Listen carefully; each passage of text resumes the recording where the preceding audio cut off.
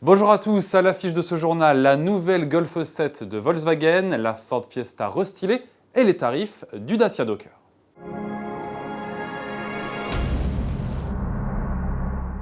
C'est l'une des plus attendues, voire la plus attendue de l'année. Elle, c'est la nouvelle Golf. Cette 7e génération du modèle star de Volkswagen a été dévoilée mardi soir en grande pompe à Berlin, au sein même du musée d'art moderne de la capitale allemande. Esthétiquement, la compacte ne prend pas de risques, les évolutions sont minimes, on note les projecteurs plus effilés et une poupe qui rappelle celle de la Golf 4. À bord, les passagers auront plus d'espace grâce à un empattement plus long de 6 cm. Ce dernier profite également au coffre qui progresse de 30 litres, mais c'est techniquement que l'allemande fait sa vraie révolution.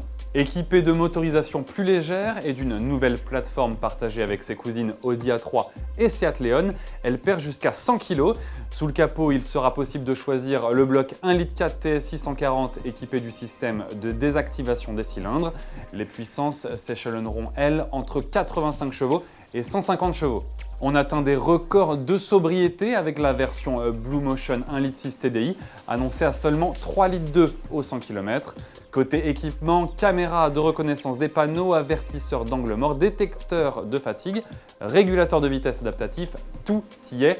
Volkswagen fait fort en promettant un prix en baisse par rapport à l'actuelle génération, alors que dans le même temps, l'équipement progresse. Pour découvrir la Golf 7, il suffira de se rendre au Mondial de l'automobile à la fin du mois. De son côté, Ford nous montre sa Fiesta restylée qui sera également présente à la porte de Versailles. Troisième modèle le plus vendu en Europe l'an dernier, derrière la Golf et la Polo, l'américaine arbore la nouvelle grille de calandre typique de la marque. Les optiques ont été légèrement modifiées alors que les évolutions sont minimes au niveau de la poupe.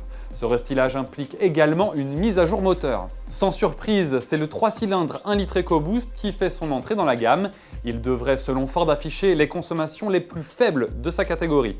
Autre nouveauté, le système Sync qui dirige par commande vocale le téléphone, la musique ou encore la radio. L'Active City Stop, freinage anti-collision à basse vitesse en ville, est aussi de la partie. Tout comme le système MyKey, une clé de contact maîtresse est paramétrée par le propriétaire de la voiture et interdit certaines actions sur le véhicule, comme le dépassement d'une vitesse maximale et la déconnexion de l'ESP, une manière radicale de brider les jeunes conducteurs. Pour finir, le constructeur Dacia livre les tarifs de ce qu'il appelle son nouveau Combispace, le Docker. De notre côté, nous le placerons plus simplement dans la catégorie des Ludospace, en rival des Renault Kangoo, Peugeot Partner, Tipeee et autres Citroën Berlingo Multispace. Le roumain se démarque par une grille de tarifs très avantageuse avec un premier prix à 9 400 € pour le bloc essence 1,6 litre de 85 chevaux. Il faudra toutefois ajouter 750 € de malus à l'achat. Voici l'ensemble des tarifs, il est d'ores et déjà possible de passer commande. De série, l'équipement est sans surprise ultra limité. Il faudra choisir la finition ambiance pour disposer des vitres avant électriques, de l'ordinateur de bord ou encore de la banquette rabattable en 1/3, 2/3. La climatisation manuelle et la deuxième porte latérale coulissante sont disponibles sur le haut de gamme Lauréate. Merci de nous avoir suivis et vous retrouvez Géraldine dès demain.